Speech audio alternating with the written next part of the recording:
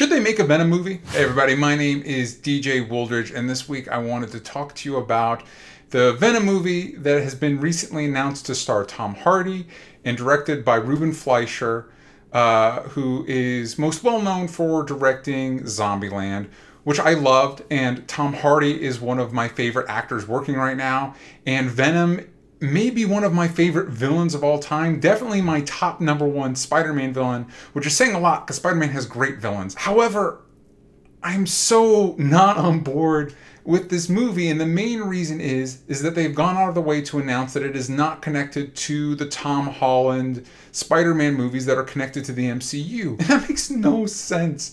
How can you make a Venom movie that doesn't connect to Spider-Man? It's like making a Catwoman movie with no connection to Batman, or a Steel movie with no connection to Superman. It's a bad idea. But on some level, it's even a bigger bad idea than those movies because Venom is so intrinsically connected to the Spider-Man mythos. Not only did the symbiote originally bond to Peter Parker, which defined how it uses its abilities, how it presents itself, and also what made it immune to Spider-Man's spider sense, but also a huge motivation for Eddie Brock is his hatred of Peter Parker and Spider-Man. The thing that unites the symbiote and Eddie is their mutual hatred for the same person. That won't exist in this movie. Not only that, not only does it kind of not make sense for the character to have him not connected to Spider-Man, but also feels like a huge missed opportunity to have Venom in the MCU. One of the issues that creators have had in integrating Venom into a live-action Spider-Man movie is explaining where the hell the suit came from. Because in the comics, Pete got the costume in a big event with a bunch of other Marvel heroes in space. The symbiote is alien, and when you're already telling a story about a kid that got spider powers from a radioactive spider, or genetically altered spider, it can be challenging to introduce aliens into that mythos. However, if Spider-Man's part of a bigger mythology, say a connected universe, where aliens are already a thing, hopping around on Asgard and kicking it with the Guardians of the Galaxy, suddenly it doesn't break the logic of the Spider-Man universe to have this alien goo attached to your main character. In fact, in Spider-Man Homecoming, it's been reported that a lot of the tech the bad guys use in that movie is from other Marvel villains. Not only that, but this version of Spider-Man's actually going to be a part of a big intergalactic crossover in Infinity War. I discussed this more in my Infinity War video and what I'd want to see, and guess what? I still want to see it. I still want to see Spider-Man get his black costume in Infinity War. Now the question is, could this work? Is there a way to make this work?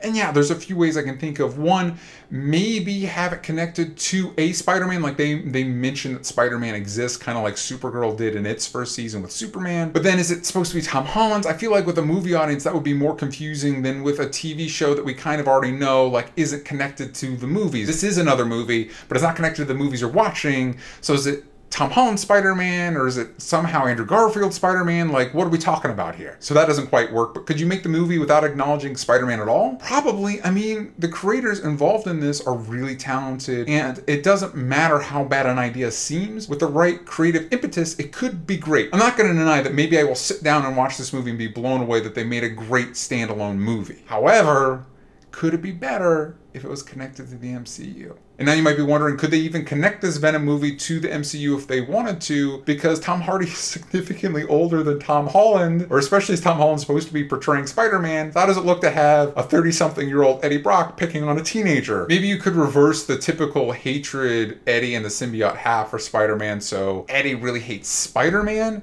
and it's the symbiote that really hates Peter Parker. So maybe Eddie doesn't initially know it's a teenager. By the time he connects up with Venom, he doesn't care. He's got an alien symbiote giving him all these powers and he just wants to kill Spider-Man. That doesn't really work either. I don't know, all right? It's a bad idea. I think it's a bad idea. I love Tom Hardy. I love Ruben Fleischer. And there is all the chance in the world that this movie could really blow my mind. But at first blush, it seems like a really bad idea. But I have my fingers crossed. Again, I love Venom. He definitely has not been treated well in the movies. And you need creators that legitimately love the character and know what makes him tick. The problem is, part of what makes him tick is Spider-Man, for crying out loud. I mean, what villain could you even do? They're probably gonna go with Carnage, but we've seen this a million times in the MCU movies where you have like the antithesis villain whose powers are basically the same, and it's boring. It's boring, but I don't know what other bad guy you could have in a Venom movie. They're probably gonna make it R, which will make it stand out more.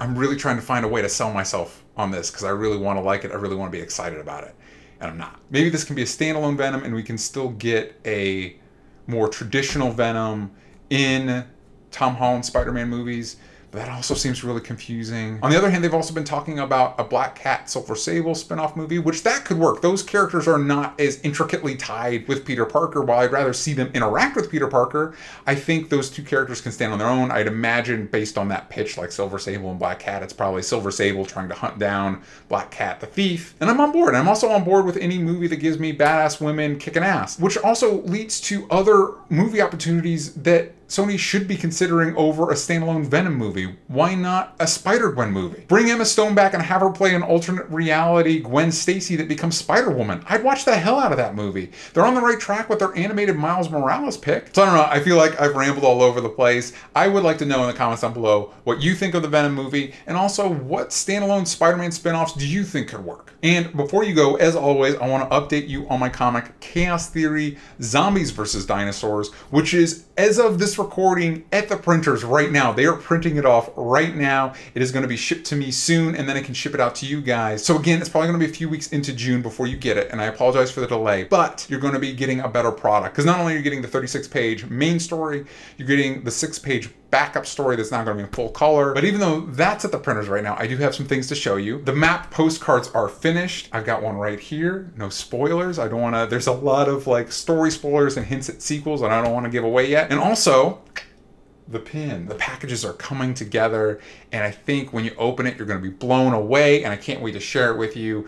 Stay tuned to your inbox, because I'm going to be updating through the Indiegogo website. You can always tweet me at DJ Talks Trash for more information, and stay tuned to these videos for updates. Like I said, I'm trying to do these every other week.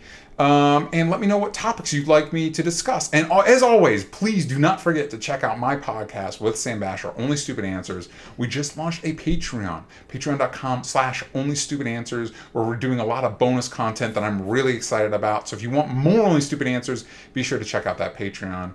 Thank you for joining me, and have an amazing week.